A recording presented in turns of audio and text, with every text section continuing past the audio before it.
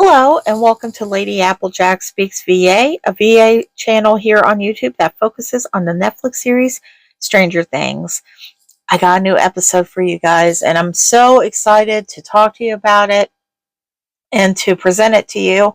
And I hope that you guys enjoy this. It was a rough one to write, but not like the last episode. It's kind of a different rough.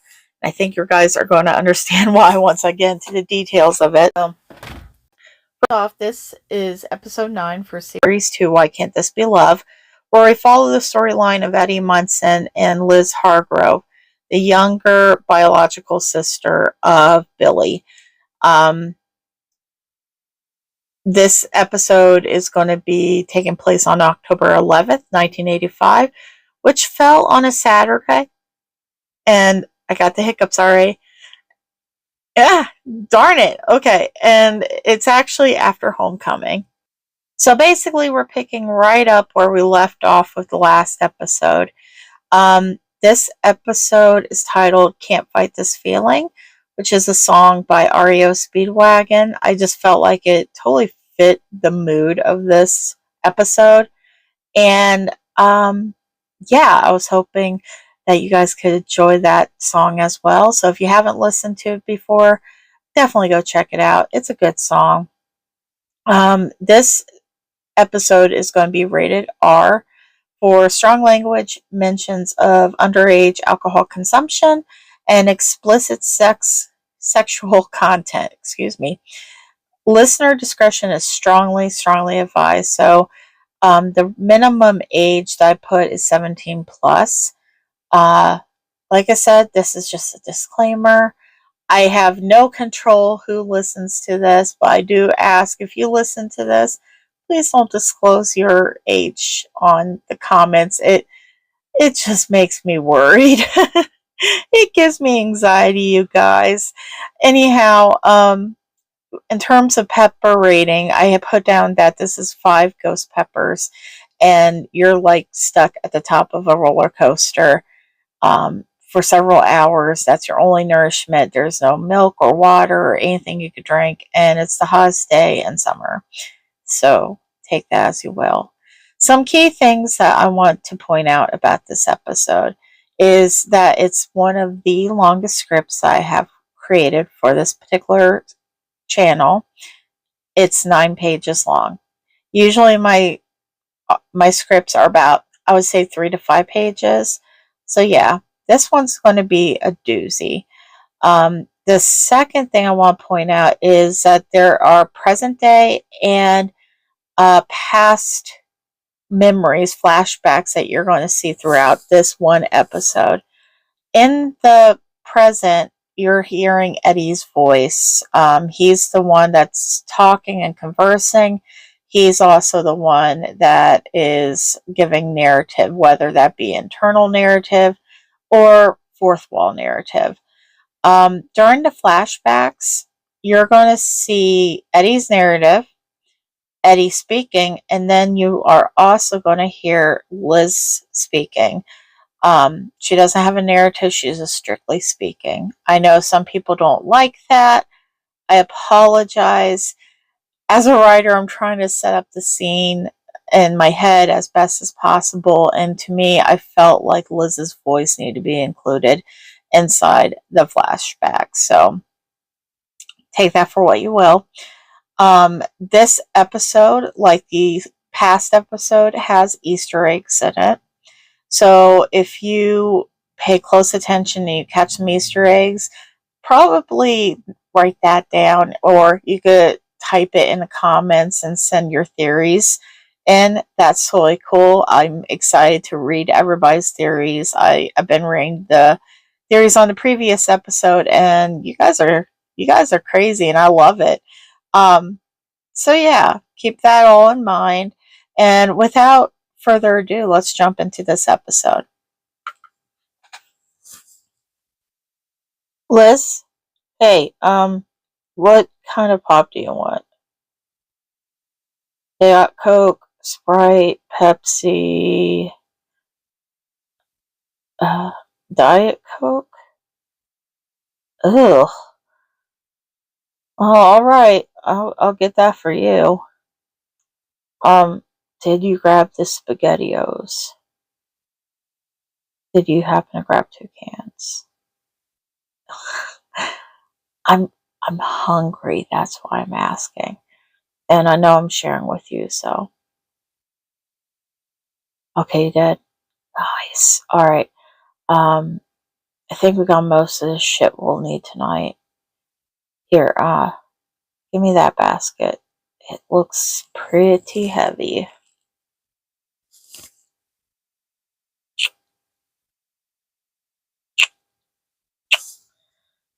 Okay.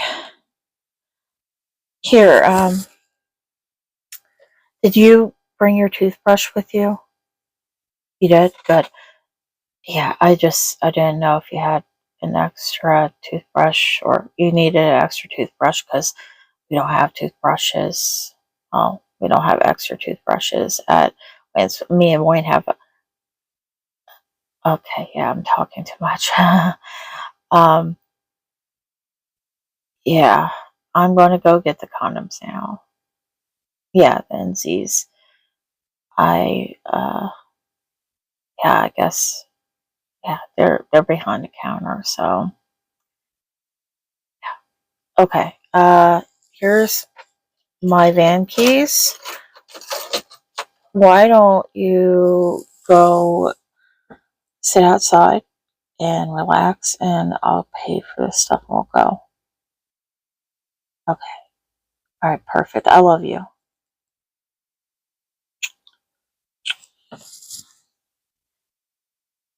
Yeah.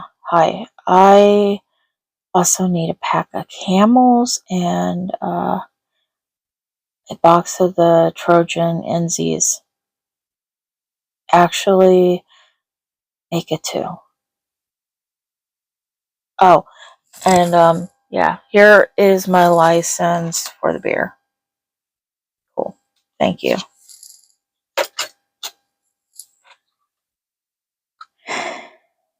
I look out the front window as the sales clerk brings me out, not even really glancing at my fake ID. I come here often, and we know each other on a casual basis. He doesn't give me shit about the beer and minds his own business, which makes me a bit happier and life a little bit easier. Liz is sitting in my van, and I can see her pulling the leather jacket from the back to wrap around herself. Felt like such a shit when I finally realized that she didn't have a jacket with her or even a shawl to take to the dance. Then again, we both just wanted to get the hell out of that house. It was easy to forget when my temper was getting the best of me and her emotions were running high. As I watch her burrow into the soft bean leather jacket, I make a mental note to be sure to turn the heat up once we're back at my place, and to also pull out the extra blanket for the 2 of us. I can't help but smile as I think about having absolute privacy with her all night. And I also had some plans for us tomorrow afternoon as well. When While I pretty much stayed every night in her bed the past week, we had to be super careful. I snuck in through her window around midnight each night, and then I would sneak right back out of it at 4:30 in the morning. In addition, while we did make love often, we had to be so quiet, which for us, her especially, was an obstacle on its own. We couldn't get enough of each other, and it wasn't just about the sex. The sex was really good. It was really good, but some nights we would just lay there in the dark, me holding on to her with her head on my chest and us just talking. We talked about school. Sometimes I would talk to her about D&D.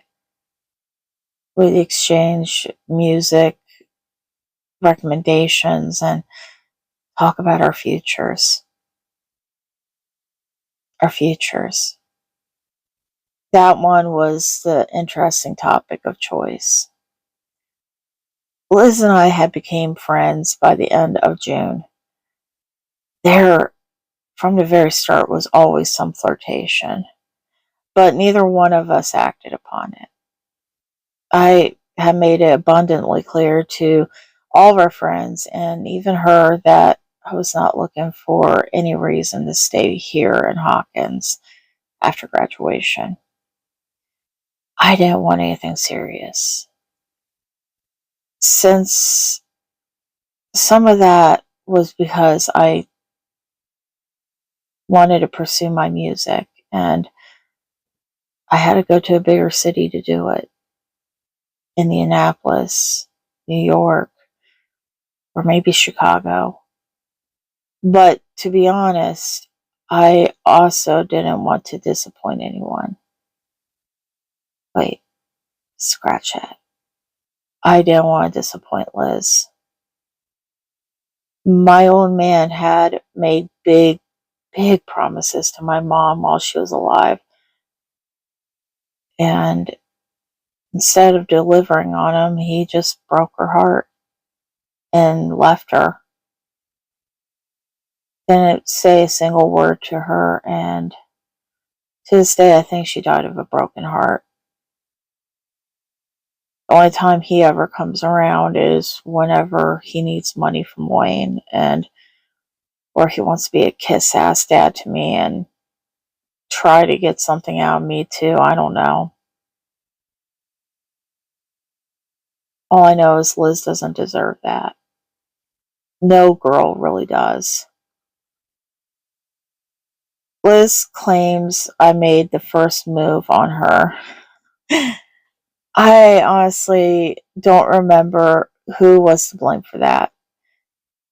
It was July 4th weekend, and we had just left a bonfire at Henderson's. As usual, I offered to drive Liz home. This had become routine for me.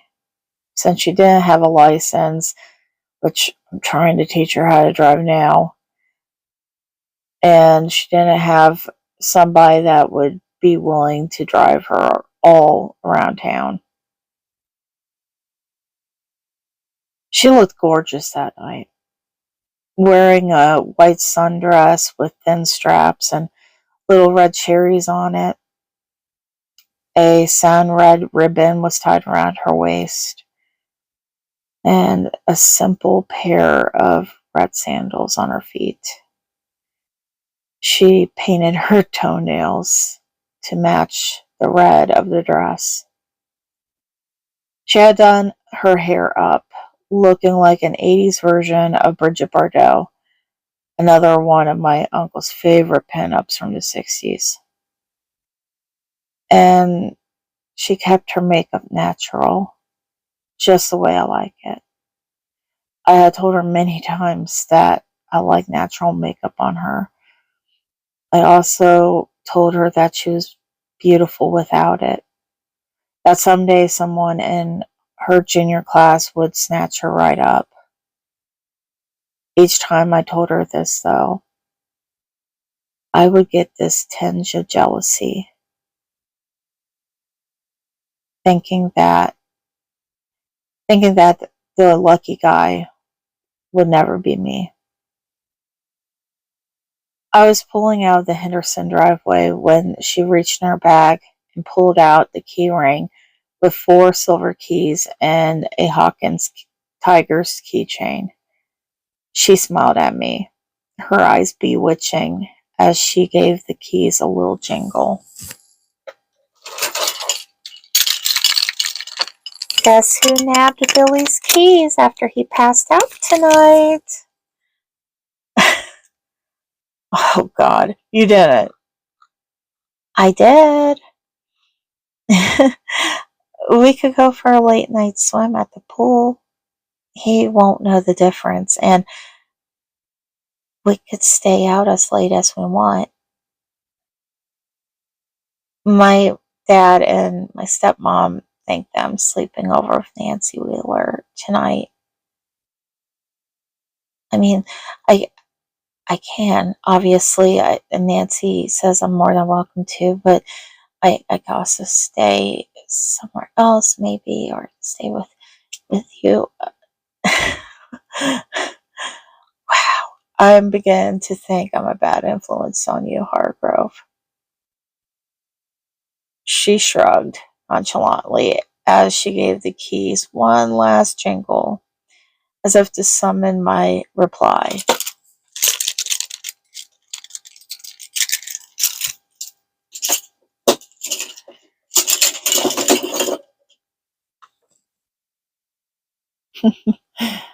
And how the fuck are we going to go swimming? We don't have towels and no bathing suits. Her eyes sparkled daringly. They have spare towels in the locker room, and who says we need bathing suits? Liz. Are you chicken? What? No. No, I'm not chicken, Lis Hargrove. Then prove it. I'm brought back to the present when the sales clerk clears his throat. That would be 1273, son. Oh, right. Sorry. Here is 10 and 1, 2, and 3. 27 cents is your change. Great, thank you. And have a good night. I'll try. Looks like you're going to have a good night, though. I blush slightly in my cheeks, despite my reluctance of it, and give him a smirk, nodding before I walk out. I could hear someone approach the counter behind me, and the tired sales clerk greeting them wearily. I didn't pay any further attention to the interaction as the door shut behind me. I smile at Liz as I get into the driver's seat and start the van. She smiles back and rests her smaller hand on mine as I shift gears and head out of the parking lot. REO Speedwagons Can't Fight This Feeling is on the radio, and it's just us. The outside world can't hurt us when we're like this, together in my beat up van. The town sitting still outside our windows as we fly through it. She's safe from her nightmares, and I'm safe from my own. I allow my mind to slip back to that night in July, savoring the memory as if I was savoring her salty skin against my tongue. You do realize the water is going to be cold as fuck, right? It won't. It was like, 99 degrees out today? So it's definitely going to be warm, like bath water. Stop being such a baby, Eds. I'm not being a baby, Hargrove. Mm-hmm. Sure. Could you come here and help me with my zipper? You're serious about this. You want to go skinny dipping.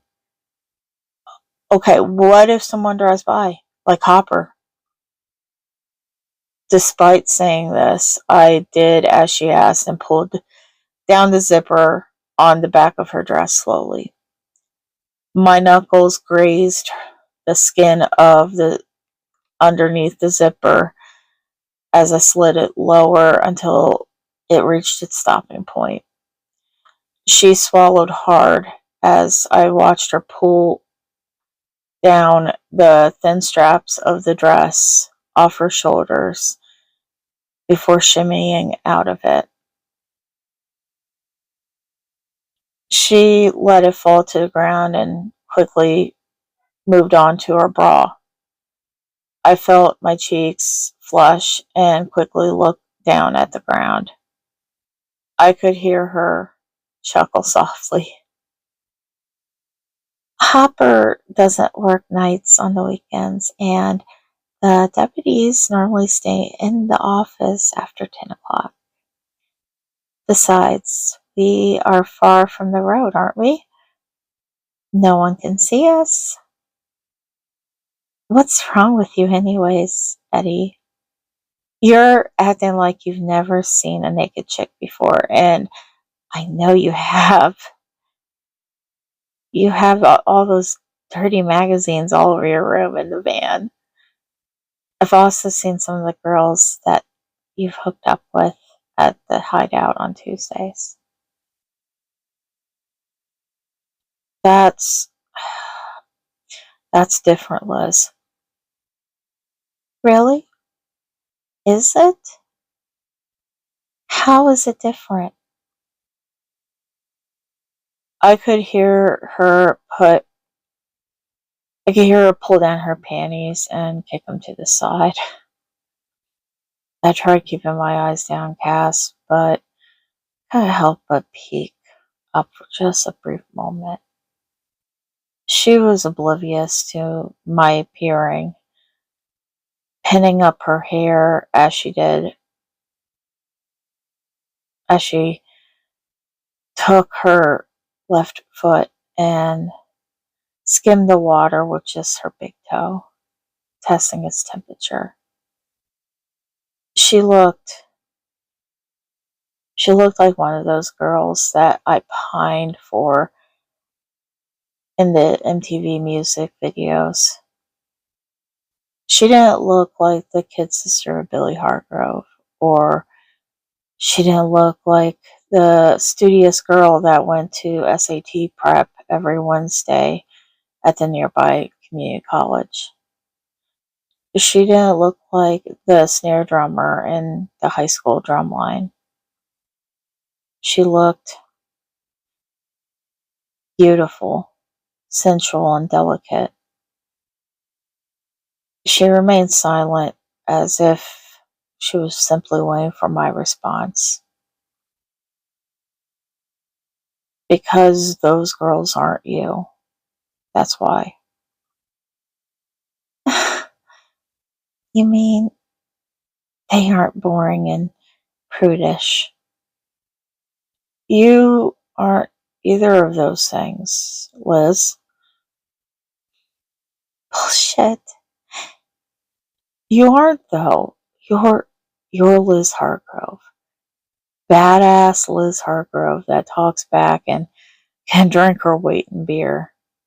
You're Lis Hargrove, the smartass. You're Lis Hargrove, the virgin. Lis Hargrove, the girl that doesn't put out. There's nothing wrong with that, Liz. Not to you, sure, but to other guys? To other guys, I'm bored, Eddie. I'm just boring. I'm just the little bratty sister of Billy Hargrove, the town sex pot. I'm tired. I'm tired of being boring, Eddie. I mean,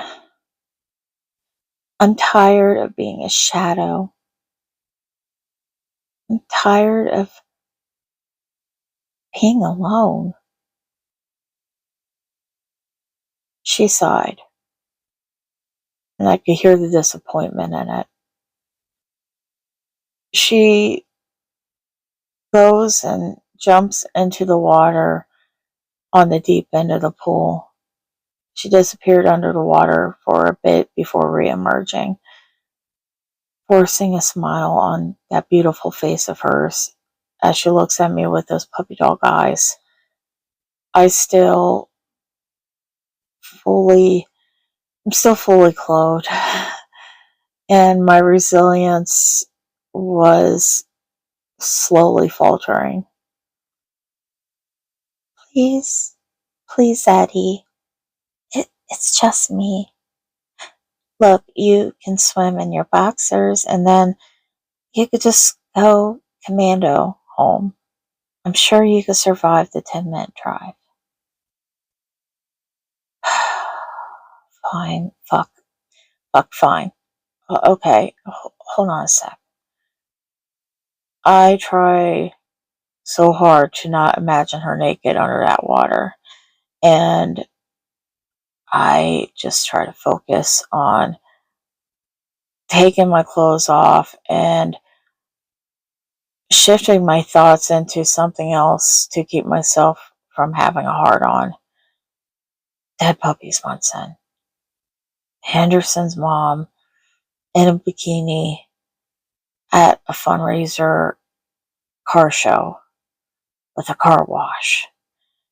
Gareth throwing up behind the dumpster at the hideout after one too many whiskey sours under the table. But no boner. I take my jeans and my t-shirt and fold them up and toss them next to Liz's on the lounger. I imagine my clothing will end up smelling like her juniper perfume and eucalyptus and mint shampoo. I admit, I love the way she smells, and when she hugs me, I tend to pull her closer so the smell of her lingers. Thankfully, she never seemed to notice. All right, bombs away, princess.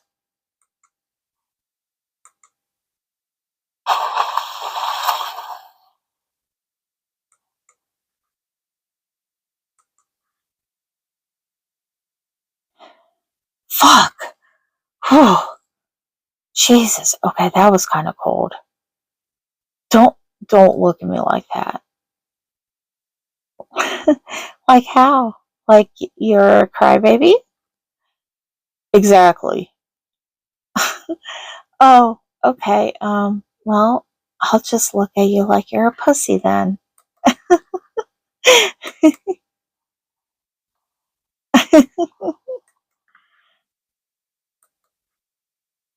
Oh, you are so going to get it now, Hargrove. I swam over to her, forgetting that she was nude. She let out a soft squeal as I wrapped my arms around her, holding her around the waist and yanking her to me, her bare back against my chest. She continued to chuckle and relaxed in my arms finally, against me. The water is now stilling around us. She turns her head slightly to look at me with those deep eyes of hers, the ones that I can never seem to read. Her bottom lip was tucked between her teeth as she smiled shyly at me. It happened so fast, but the build up, the time it took for us to get here, all that felt like an eternity.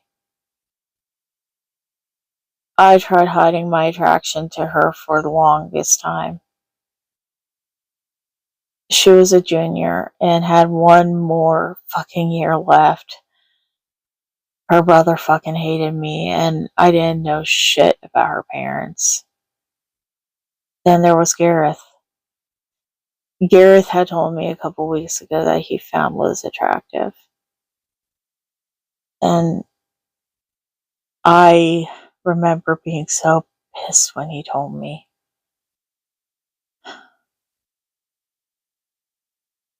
Sure, he had sworn that he would never act upon it, but maybe he was just playing bluff. I didn't know.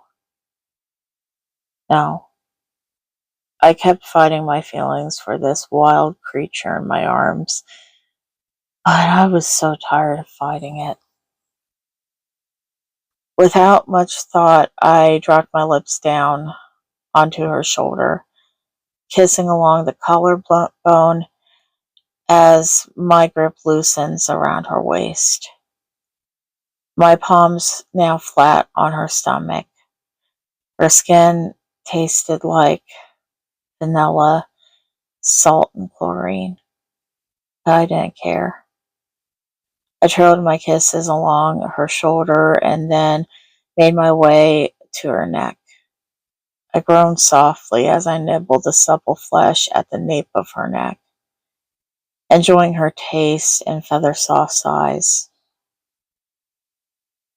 I tried to gain control of the situation, but I couldn't. No, I didn't want to. I wanted to turn those soft sighs into moans, moans that were just for me.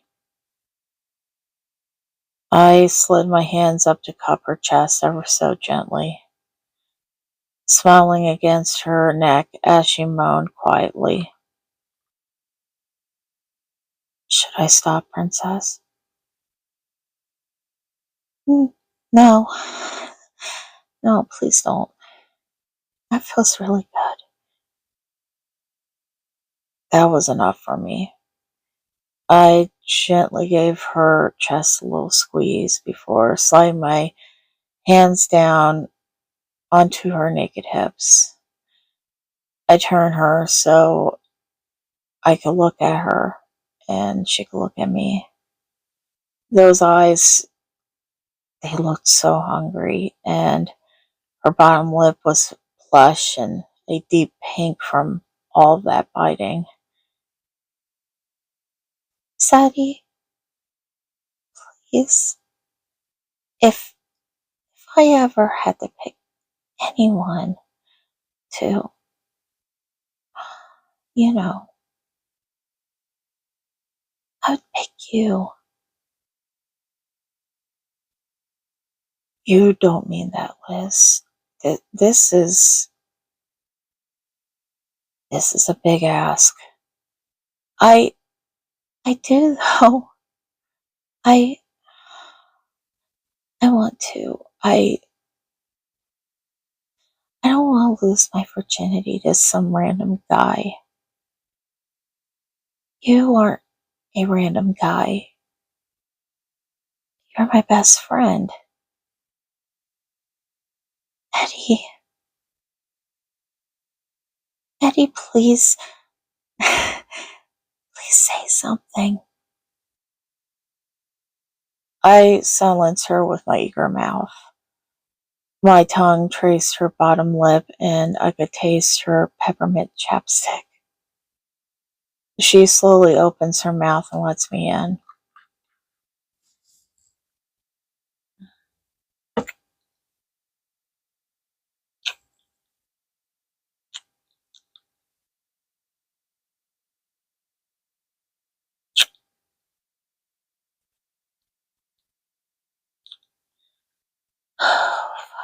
Liz, Liz, I can't do this. I can't do that to you. You deserve better than some shitty podunk pool with the town freak. You're not, you're not a freak to me. Liz, I, I could feel myself losing control. I was losing control of my body and my willpower against her. She was so beautiful underneath that summer moon. I felt myself caving. Liz, I'm not going to do that. Not here, at least. But I have a compromise. Do you trust me? She nods, and I use this as my cue to lead her over to the mid-range of the pool. She had left one of the folded towels on the pool edge. I lift her up and sit her down on top of it. She looks so confused. Here, scoot to the edge. I got you. Trust me, I'm not gonna let you go. She did what I asked, confused and not protesting. I gently ease her legs apart, admiring her before my lips kiss her right kneecap and slowly make their way up her right inner thigh. I groaned softly, lightly biting the fleshier part of her inner thigh as she gently tugs at my hair. Oddly, no other girl has done this to me before, but I really, really like it. I continue kissing up her right thigh before moving on to the left, causing her to mew in protest. I smiled against her skin, completely drunk on lust, I guess.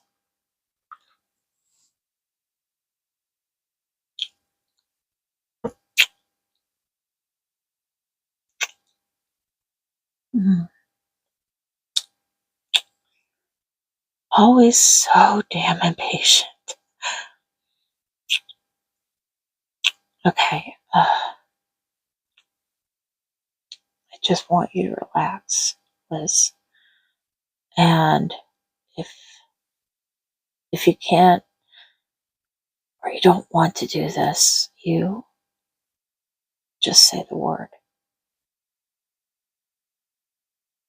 Mm.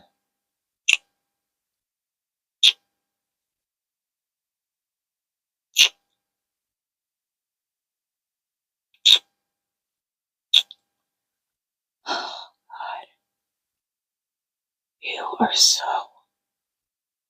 fucking sexy. Mm. Mm.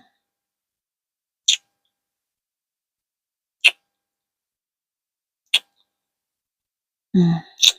So this is what I've been missing out on. Mm.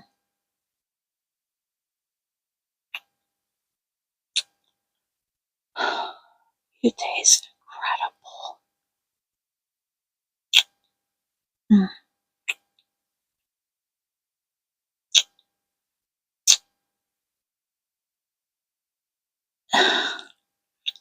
Okay, you gotta stop moving around so much, baby. I can't thoroughly enjoy you when you jerk around like that. Mm. I pulled her closer to me, burying my nose and my tongue against her. I wrapped my arms under her legs, then over her thighs to keep them taut and to limit her movements. She gave me a small moan of protest, but I ignore it. Mm.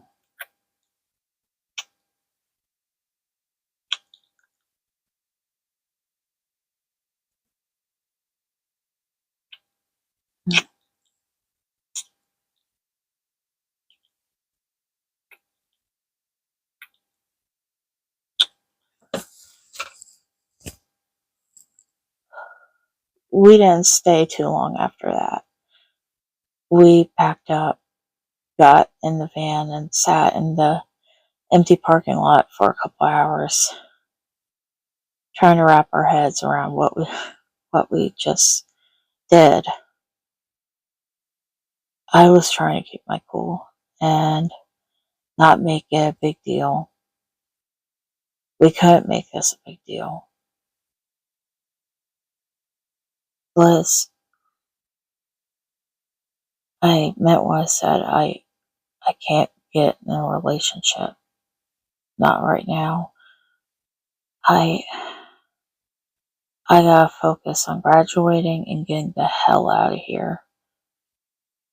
I can't stay in Hawkins. Not for another year. I know, but what if what? What if we just have an arrangement? My mind shifts back to the present, to the beautiful woman sitting next to me, still holding my hand on the stick shift. She softly sings along to Eric Clapton's Layla on the radio, and as usual, it brings me a sense of ease. I meant what I said to her.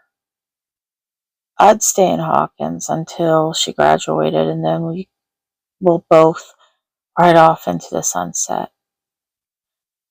We'll move to Chicago. I'd work on getting my band noticed, and along the line, if she accepts, I'll gladly put a ring on that finger of hers, and maybe a few kids can follow. I was no longer afraid of being with her. I was willing to fight against all the obstacles to be with her, because God only knows what I'd be without her. Okay, that's the end of episode 2. I mean, not episode 2, series 2, episode 9. I hope you guys liked it. I know some of you guys don't like it when Liz speaks, but I just felt like it was appropriate. It was good timing. So yeah, let me know in the comments below what you thought about this episode. If you have any requests, I'm still taking requests. They're just being archived a lot because I'm trying to get through these series, and I'm hoping I could tie some more stuff in soon. Or you could leave your theories. I'm curious to see what kind of theories you guys come up with and what Easter eggs you can find. So yeah, leave all that information in the comments below. My handles for TikTok and Instagram are inside the description box, and you should be seeing it right now on this thumbnail. What else? So something else I wanted to say. Oh, if you liked the episode, please consider giving it a thumbs up. And if you're new to the family and you are interested in getting some more content, listening to some more content, consider hitting that subscribe button and also the notifications button. That way you could get notified for all new episodes. All right, guys. With that being said, this is one hell of a long video. Congratulations if you made it through. And yeah, I love you guys, and I'll talk to you soon. Bye.